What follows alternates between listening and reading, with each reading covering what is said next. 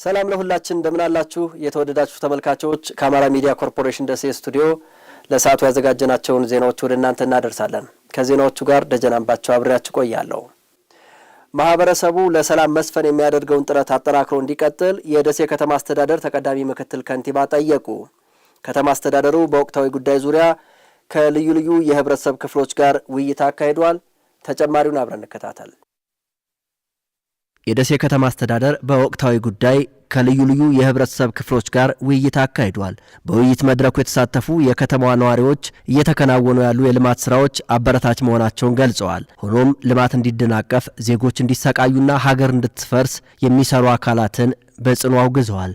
መንግስት ሀገርን ለመስራት ዋጋ እየከፈለ ባለበት በዚህ ወቅት እኛም የበኩላችን መወጣት ይኖርብናል ያሉት ነዋሪዎቹ ህዝቡ ከውዥንብር መውጣትና የሰላምን ዋጋ ተረድቶ ለመፍትሄው መረባረብ አለበት ብለዋል። ሰላም ልክ እንደ ኦክሲጅን ነው። እዛ አካባቢ እንኳን የተቀመጥነው ሰላም ቢኖር ነው። ለጸጥታ ኃይሎቻችንም ክብር መስጠት አለብን፣ ድጋፍ መስጠት አለብን። ሰላም በሌለበት ልማት የለም። ምክንያቱም ሰላም ከሌለ የተለማው ልማት ይፈርሳል። ለአማራ ህዝብ እውነት የሚቆረቆሩ ከሆነ እነሱ ጥይታቸውን አጭሆ በየጫካው ይገባሉ። የገባቸውም እጃቸውን ይሰጣሉ። ያልገባቸውም ደግሞ እንደውም ከውጭ ባዳ በር ከፍተው ሊያስጨፈጭፉን እየተጠባበቁ ነው ያሉት። ይሄ ማንም ሊታገሰው አይገባም። ለአመራር ብቻ መተው የለብንም። እያንዳንዳችን የራሳችን የግላችን ስራ መስራት አለብን።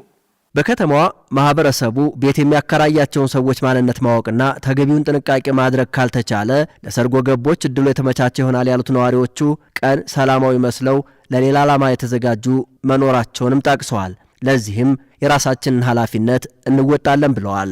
ችግሩ የኛ ነው ብለን ተረድተን እምንፈርሰው እኛ ነን፣ እምንጠፋው እኛ ነን። ሀገር ተጠፋ ደግሞ መኖር አይችልም። ሰላም ከሌለ ማንም ሰው መንቀሳቀስም መስራትም ወጥቶ መግባትም አይችልምና በዚህ ጉዳይ ላይ እኛ አጋዥ ሆነን ይሄን ችግር ሁላችንም ተረድተነው ከአመራሩ ጎን ከጸጥታ ኃይሉ ጎን ሆነን መረጃ እየሰጠን ችግሩ እንዲቀረፍ ማድረግ አለብን። መንግስት ጋር ችግሮች እንኳን ቢኖሩ ጦርነት መፍትሄ አይደለም። በተማረ በሚያገናዝብ ለህዝብ በሚጠቅም መልኩ ነው እንጂ መሆን ያለበት። መንግስትን ስለጠላን ጦርነት ስላነሳን ህዝብ ወጣት ትውልድ ነው የሚጠፋው። ስለዚህ መሆን ያለበት ለህዝባችን፣ ለሀገራችን፣ ለከተማችን ሰላም ሁሉም መጣር አለበት። ሁሉም የመንግስት ፍላጎት ሰላም ነው ያሉት በብልጽግና ፓርቲ የደሴ ከተማ ቅርንጫፍ ጽህፈት ቤት ኃላፊ አቶ አሸናፊ አለማየሁ አማራ ተበድሏል ብሎ ጫካ የገባ አካል ማንነታችንን ከእጃችን ፈልቅቀው ለማውጣት ከባዳዎች ጋር ተባብረው ጦርነት እያወጁብን እንደሆነ ተገንዝበን ህዝቡ የራሱን ኃላፊነት እንዲወጣ ጠይቀዋል። ጤንነትም ሰላምም ከእጃችን የራቁ ቀን ሁላችን ህመሙ ማንሰፍሰፉ ጉዳቱ ይታወቀናል። ለዚህ የደሴ ከተማ ነዋሪ አዲስ ነው ብዬ አይደለም። አሁን ያለው በአማራ ክልል ህዝቦች ላይ የተጋረጠው የጦርነት አደጋ ከማንነት በላይ ሆኗል። ብሔራዊ ጥቅምን የሚያሳጣ አደገኛ የባንዳና የባዳ ቅንጅት መሆኑን አምነን ከመንግስት ጎን ልንቆም ይገባል።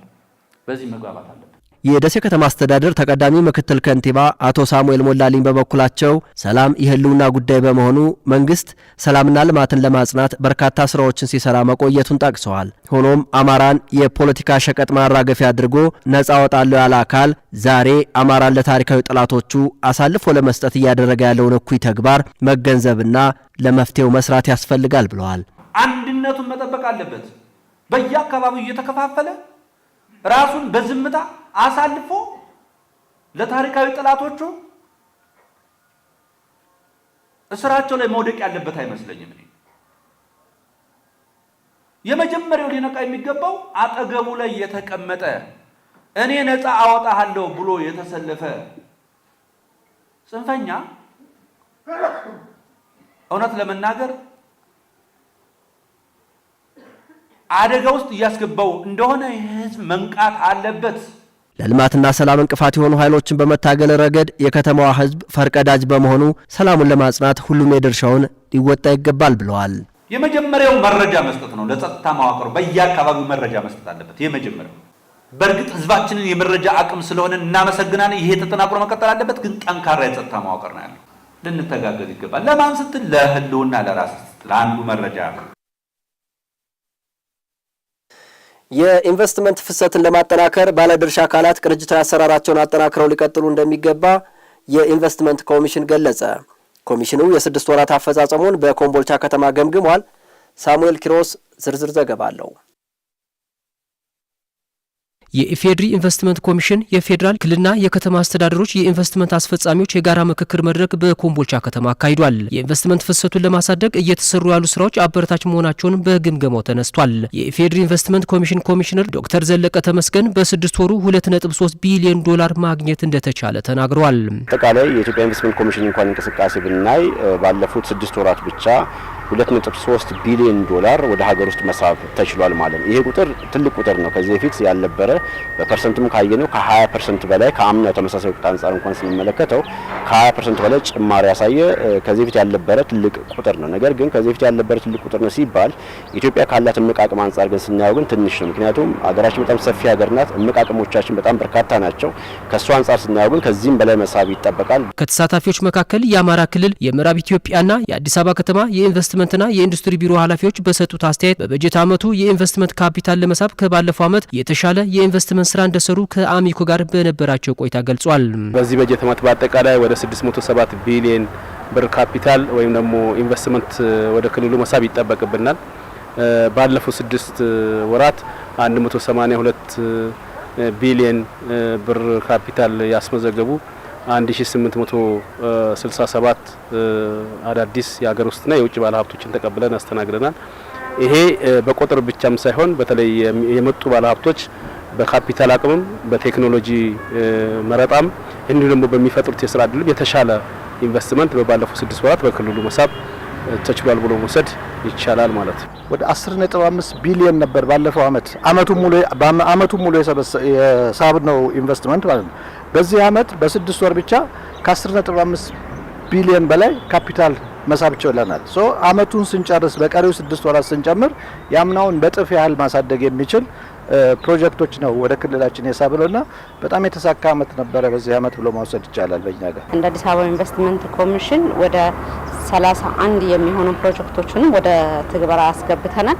ከእቅዳችንም አንፃር እሱም አፈጻጸማችን በጣም ጥሩ ነው። ካፒታል 11 ቢሊዮን ብር አካባቢ ካፒታል ማስመዝገብ ችለናል። በዚህ አመት እንደ አጠቃላይ አፈጻጸማችንን ስናይ ከቅድ በላይ የፈጸምንበትና አበረታች ውጤት የታየበት ኢንቨስትመንቱም ደግሞ በጣም ከፍተኛ የሆነ መነቃቃት ያሳየበት ዓመተ ምህረት ነበረ፣ ግማሽ ዓመት ነበረ ማለት እንችላለን። የኢንቨስትመንት ስራው የስራ ዕድልን ከመፍጠር አኳያ ጉልህ ድርሻ አለው የሚሉት የኢንቨስትመንትና የኢንዱስትሪ ቢሮ ኃላፊዎቹ ዜጎችን በዘላቂነትና ተጠቃሚ ለማድረግ እየተሰራ መሆኑን የተናገሩት ህብረተሰቡን ተጠቃሚነት ሌላ የሚገለጽበት ከስራ ዕድል ፈጠራ አኳያ ባለፉት 6 ወራት ከ43000 በላይ ለሚሆኑ ዜጎች ቋሚ የስራ ዕድል ተፈጥሯል። ኢኮኖሚ ማቅረብ ሽግግር ማሳካት የምንችለው በዚህ ዘርፍ ላይ ያለን አቅሞች ሁሉ አሟጠን መስራት እንዳለብን የክልሉ መንግስት ያምናል። ወደ 59000 በላይ የስራ ዕድል ፈጥረናል።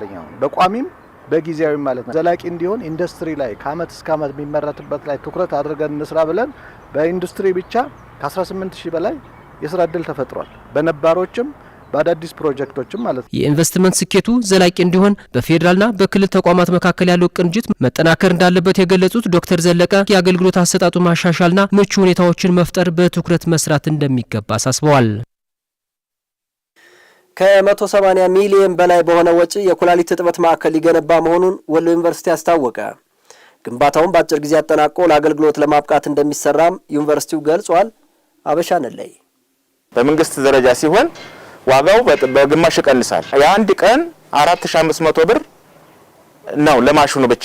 በዛ ላይ መድኃኒት አለ። ሄደን ነበረ ደሴ ሆስፒታል ጥያቄ አቀርበናል። ጥያቄው ተቀባይነት አግኝቶ አሁን በስራ ላይ ነው ያሉት።